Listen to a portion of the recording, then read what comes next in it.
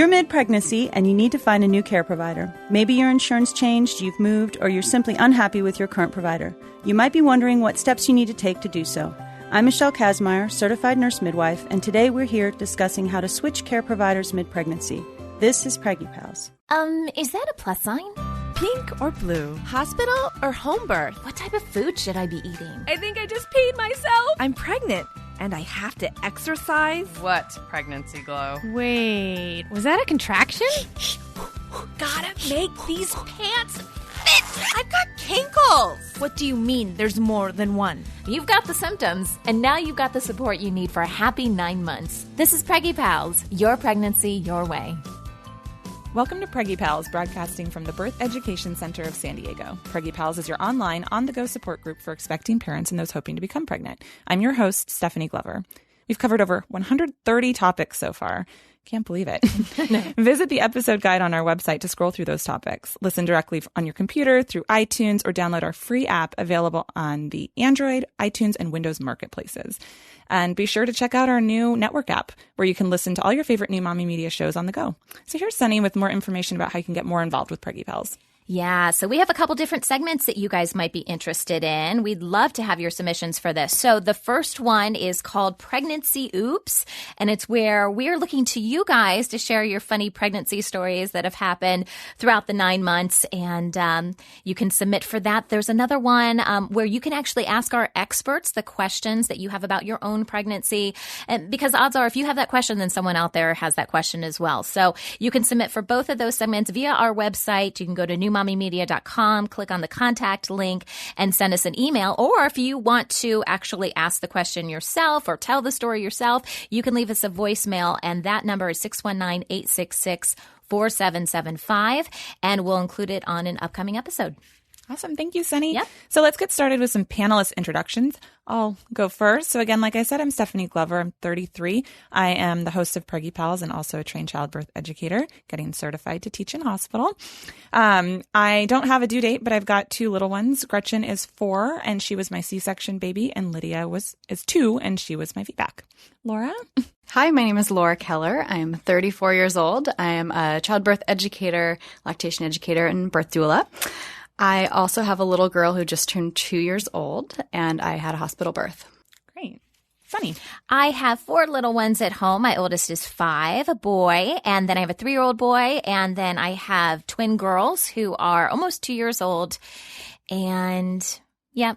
I was trying to think if there's any information I should add after that. I did not, I don't have any experience with switching care providers, but I did switch within my own, what is that called? My own network of providers. So I've switched OBs, but I didn't have to get completely out of the system. Gotcha. And Michelle, you're a mom, right? Can you I am. introduce yourself a little bit too? Sure. I'm 47 years old. I have 3 children. I have an 18, 12, and 4-year-old. My first 2 children were born in the hospital, and then my 3rd child was born at home. Awesome. Well, welcome. Yeah. Mm-hmm.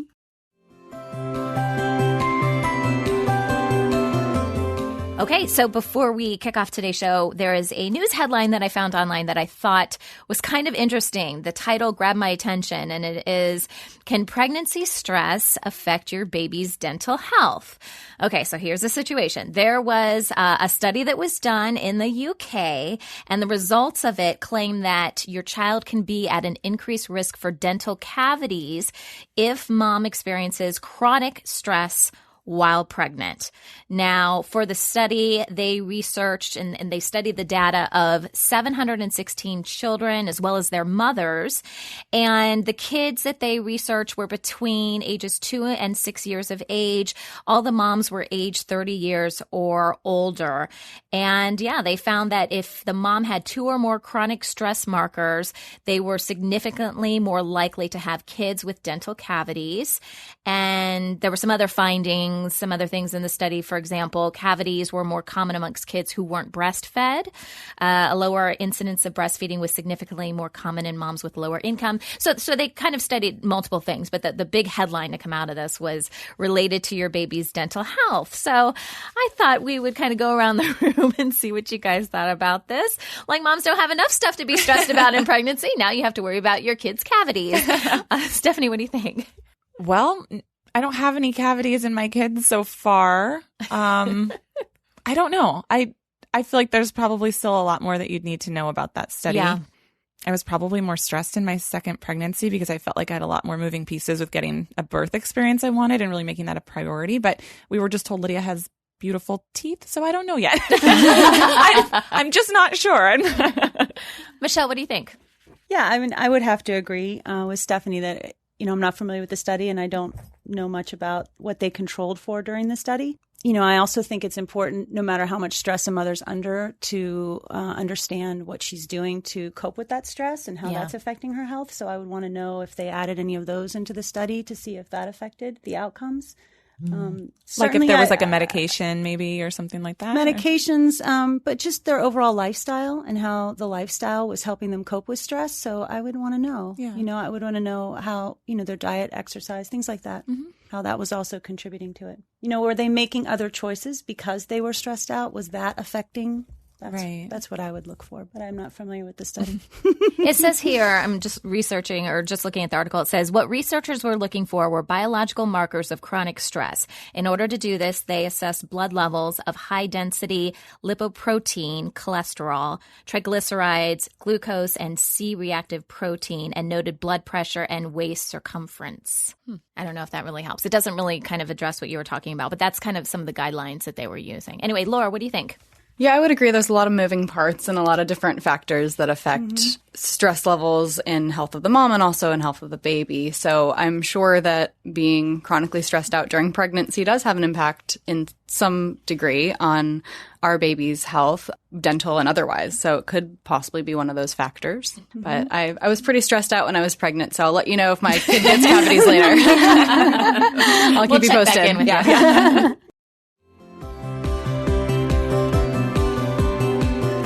So today we're discussing how to change care providers mid-pregnancy. Joining us here in the studio is Michelle Kazmaier, certified nurse midwife.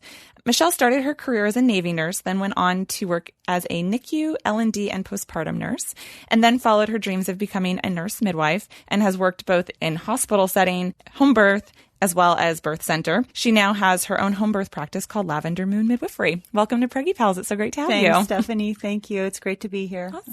Thank you for inviting me. So, Michelle, many women might not even know their options for switching care providers mid-pregnancy. So it's great to have you here to shed some light on the topic. What are some common reasons why a woman might need to switch providers during pregnancy?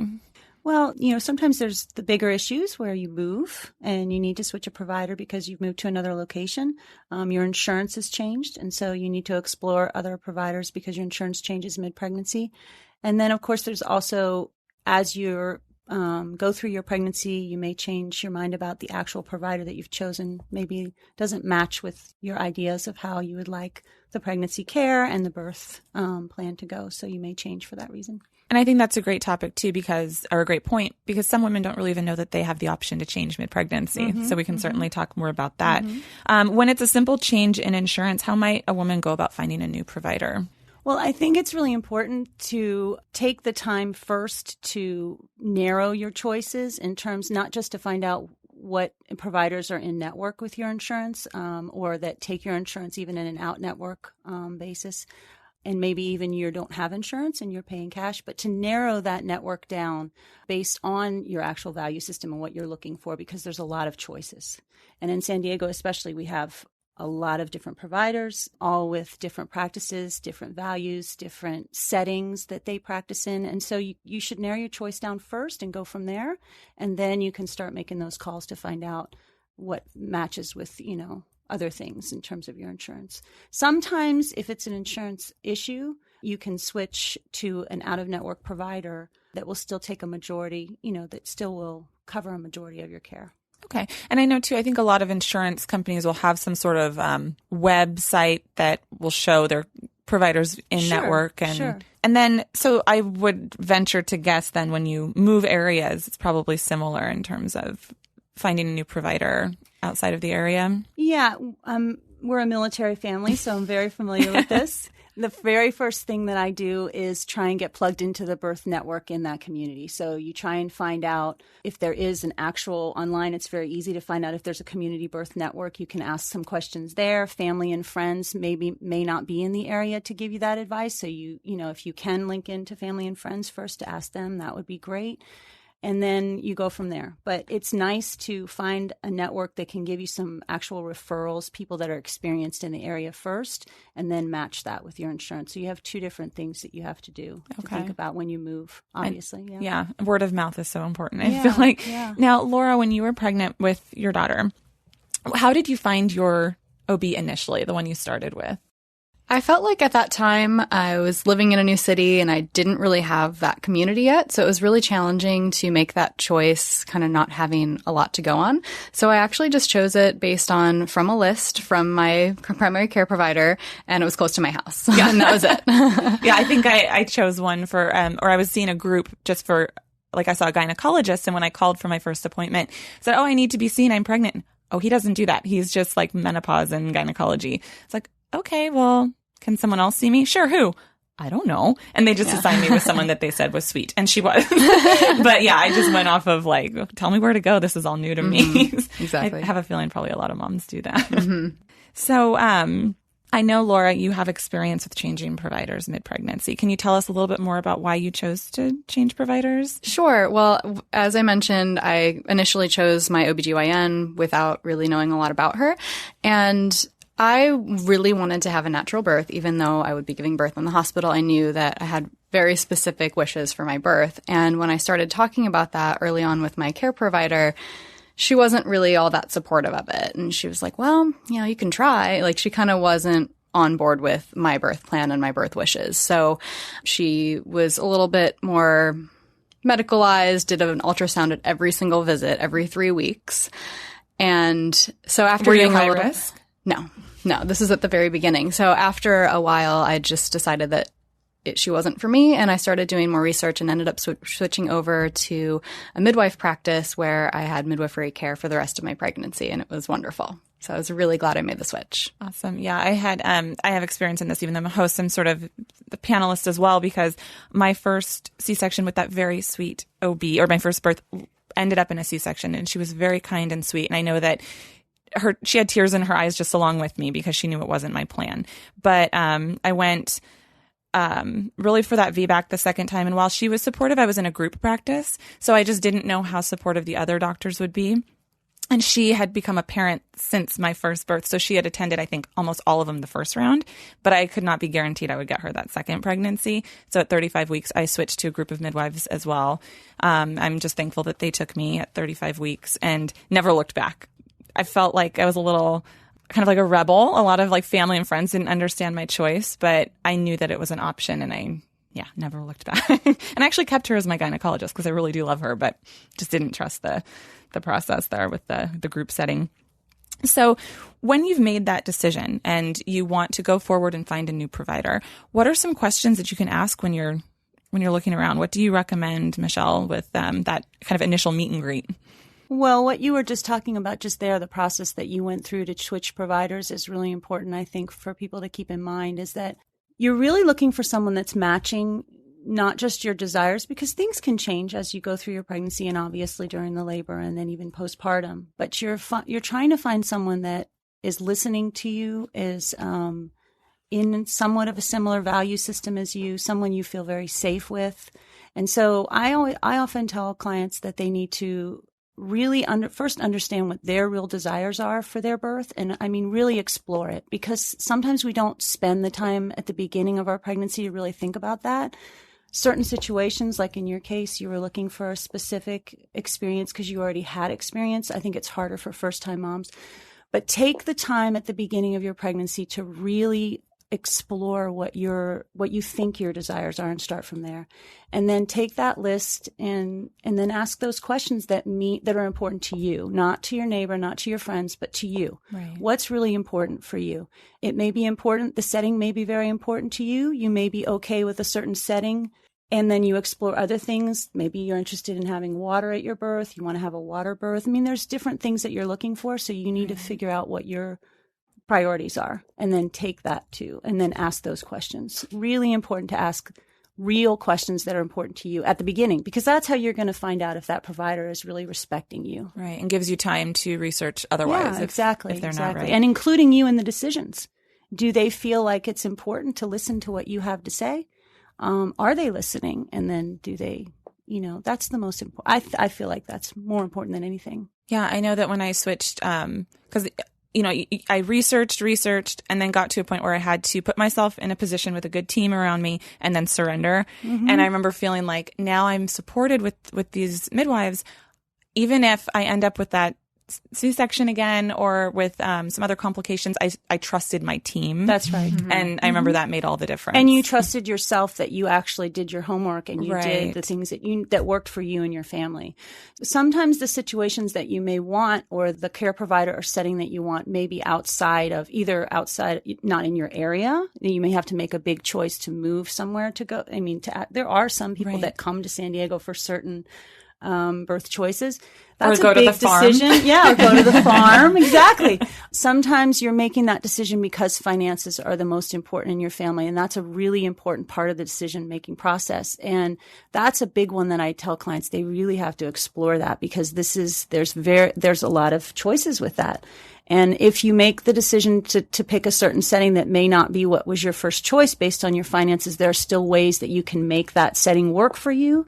In other words, if you were to choose a hospital because the hospital is what is covered for your insurance and financially it makes more sense, how can you make that setting more of what you thought if you were going to choose an out-of-hospital setting? How could it match that better for you? Right. There's ways to do that. You just have to really think through the whole process and be comfortable with asserting yourself and be comfortable with telling people what your choices are and not being afraid of that. That's really important. I like to tell mamas that there's no room for politeness when you're in That's labor. right. That's right. Because it's during the prenatal care, as Penny Simkin often says, if it's in the prenatal care, you don't feel like your choices are respected, it's not going to be any different when you go during labor and delivery. In fact, you're going to be much more vulnerable at that time.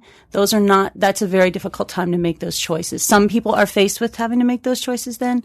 It's better if you can do your homework up front first and figure out what's going to work for you at the very beginning. If you have to change, that's fine. And sometimes you will go through a process where you have to change. And when you have the opportunity to meet with providers to ask those questions before really deciding to go with them, do providers charge for this typically? Do you need to be seen as an actual appointment or? Most providers offer an initial consultation, and there should be that availability. I have heard some feedback from some clients that said that they didn't actually have that option when they switched, but there should be an initial consultation arrangement where you can meet with them free of charge, bring your questions, get to know them. That should be for all providers. You should be able to do that. And hopefully they're doing that, because that's, that way you really can get a feel for the practice without already being obligated to physical exams and things like that. Right. You might not need. Laura, when you were choosing that your new provider, did you interview any in between? I didn't do interviews. I did a lot more research, though, and I got a lot of advice from other people who I knew who were pregnant or had babies in the area. And I tried to look online as well and kind of read reviews and get some information that way, but it was quite challenging. There's not a lot of information out there. Mm-hmm. So I mostly was relying on word of mouth and referrals from friends. Yeah. Mm-hmm. And it's interesting because I was referred to 2 doctors here who have very wonderful reputations in the VBAC community. And I actually had an opportunity to meet with each of them as meet and greets, and they weren't right for me. But so many people love them. And so I think that's what's so important too, is to, if you get an opportunity, or my experience anyway was that I did have that chance to meet with them and ultimately settled in where I think I was supposed to be. Mm-hmm. And I'm sure I would have been taken care of with either of those choices as well. But yeah, I did a lot of legwork, I remember, in those late weeks. That brings us right back to that same point, is that sometimes it's difficult to assert yourself in those situations. You feel like maybe you're bothering, or that there's really no place for that when you're making these choices, because it's a very big decision. Right. And so it's good that looks like you really explored, and even though there were community references that were telling you, it worked better when you were really thinking, really going with your gut. Yes. Which was what worked for you. Yes. When we come back, we'll discuss the process of switching providers. We will be right back.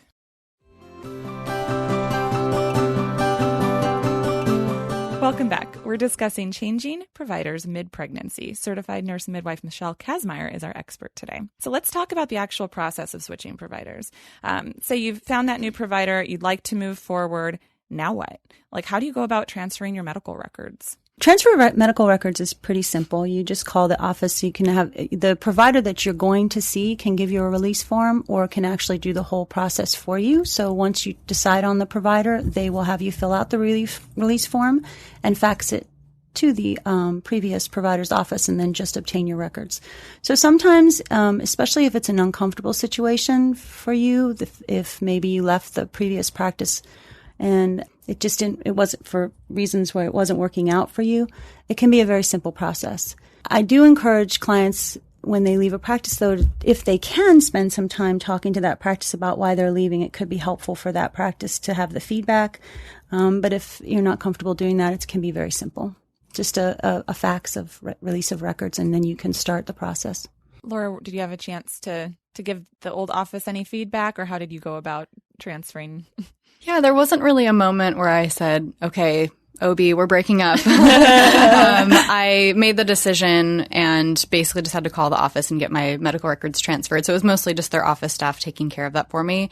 And as far as the process of transferring the records, it was pretty simple. Mm-hmm. Mine, I felt, was a bit dramatic because the midwives, I think their cutoff for accepting a new patient was typically 34 weeks. Mm-hmm. And I met them at a meet and greet and they saw the desperation in my eyes and accepted me a little bit later and arranged for a midwife to come in an hour early on clinical so that they could see me. But they were essentially like, if you can get your records by noon, we have an appointment for you at noon. And so I remember having to just go to my OB office. And I was calling my doula on the way saying, how do I phrase this? And this is so awkward. And, oh, wow. So I had to go in person and wait for them. And they're like, well, are you leaving us? And I didn't know yet. I didn't know what that process was. I said, I'm seeking... what was the term? Like, I'm seeking subsequent care, like, something like that. I'm seeking like contingent care. I don't know. I had some funny phrase to use, and she's like looking at me kind of, so but are you leaving our office? No, I'm just looking at alternatives as well to include with, and she's like, okay. Like, but I need those records now because I have an appointment now. And then when I made that switch, I decided to call my OB and I left her a message and it was just like, I don't need a nurse to call me. I need you to. I need to discuss my care. And she called very alarmed and I just started crying and I was like, I don't want to burn bridges because I loved her too. And I said, can I keep you as my gynecologist? I just, and she said, oh, I know where you're going. You're in good hands, and yes. And if you're pregnant ever again, I would love to be your OB again. If so I did sort of have to break up with her. I didn't have to, but I decided to. For me, it kind of was closure a little bit. Yeah, that's why it can be good to do that. Yeah. I really think it's good. Again, it's just you're just exercising that muscle of asserting yourself in your pregnancy. It's important, to really and then you're also giving valuable feedback. I mean, she might be really upset. She's probably upset from losing you. And she understood too, because I really basically said, I trust you. I just don't know about the other providers. And no amount of reassurance from you will make me feel better about them because I don't know them, know? And and she's like, I understand. So it was just kind of nice closure. And I think we had our maternity shot later that day. So I felt like it was good timing because I got to just be in a different headspace for my pictures. So I was more serene. Next step. Okay.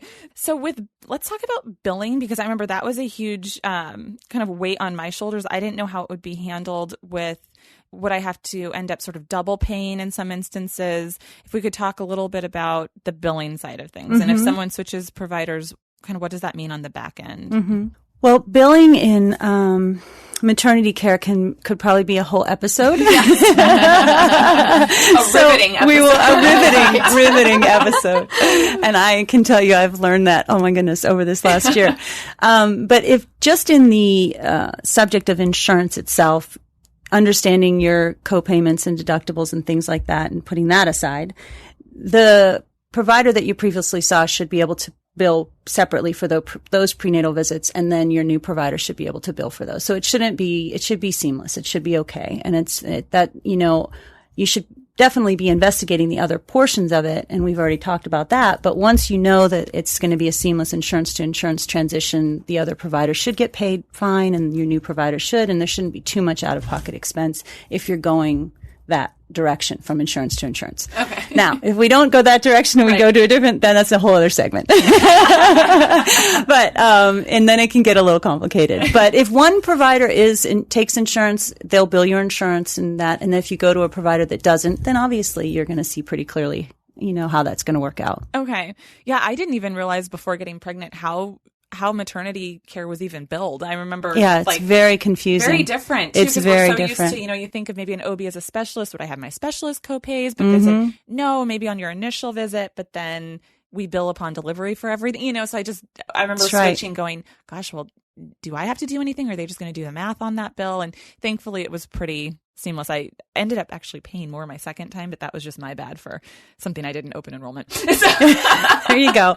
And there's all of that to contend with. That's why it could be a whole episode. The ACA and all. There's a lot of things to consider. Yeah, I don't know. I don't know what our listenership would be for medical billing. Usually financial episodes aren't really that popular, actually.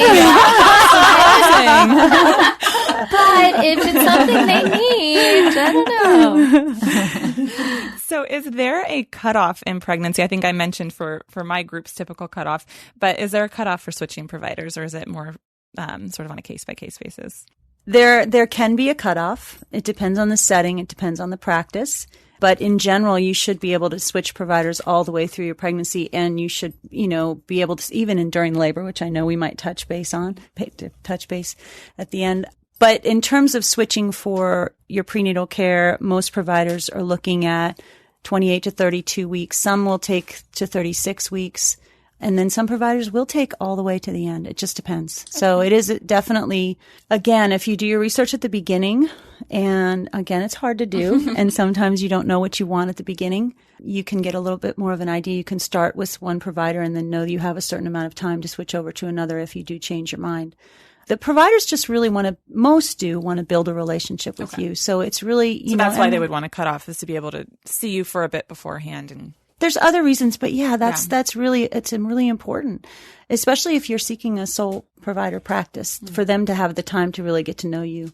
It makes it a little tricky if you're coming in at the very end, although you can do it. Right. And if you've had prenatal care, a lot of providers will take you in close to the end. It depends if you've had prenatal care. Now, if you haven't had prenatal care, it gets a lot harder. Oh, I'm sure. So you have to make sure you've had some prenatal. So if you were on that show, I didn't know I was pregnant, it would be. It makes it a little trickier. You can still do it. But again, it's provider preference, practice preference. Okay. Everyone has different rules. Right. Mm-hmm. Laura, how far along were you when you switched? I was 20 weeks. Okay. So right in the middle then. Yeah, it was a long process, and I learned more about insurance than I ever care to know. But by the time I switched over, I was at 20 weeks. Okay. So thanks for joining us today, Michelle. For more information about Michelle, as well as information about any of our panelists, visit our episode page of our website. This conversation continues for members of our Preggy Pals Club. After the show, Michelle is going to discuss how to switch care providers while in labor. Bet you didn't know you could do that. To join our club, visit our website at newmommymedia.com.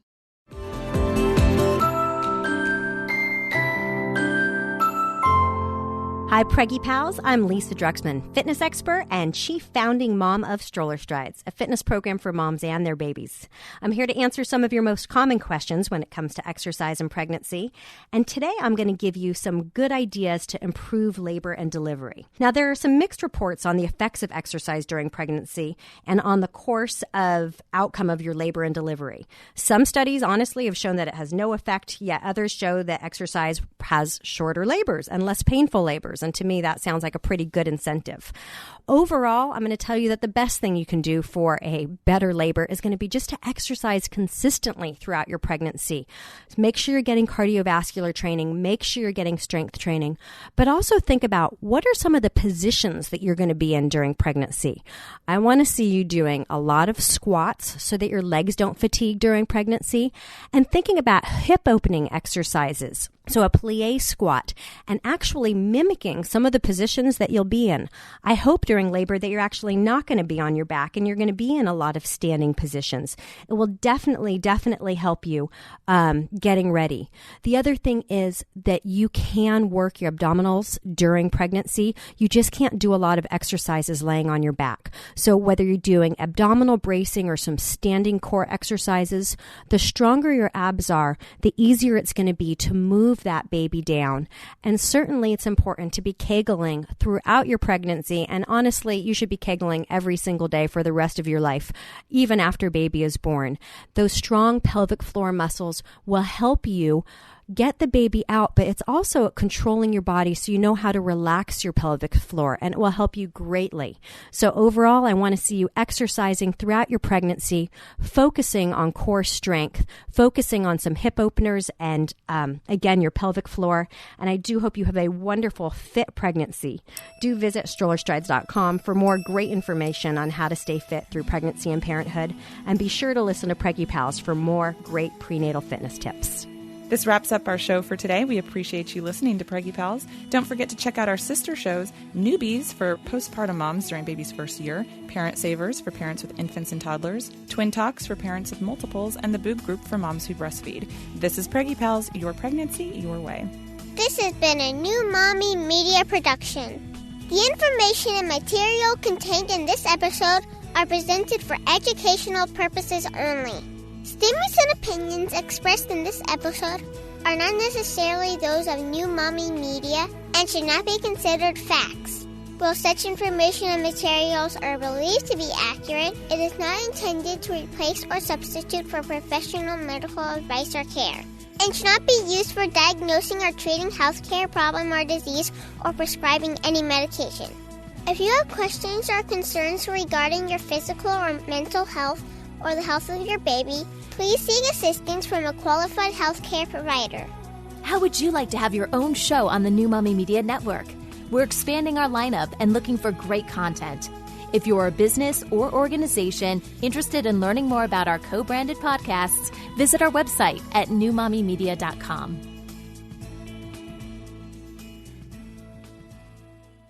Hey mamas, don't forget to check out Mighty Moms. It's our online community built for new moms just like you.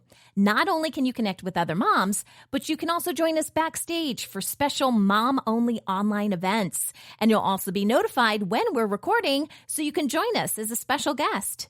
Visit our website, newmommymedia.com, and click on the Mighty Moms banner. It's free. That's newmommymedia.com. See you there.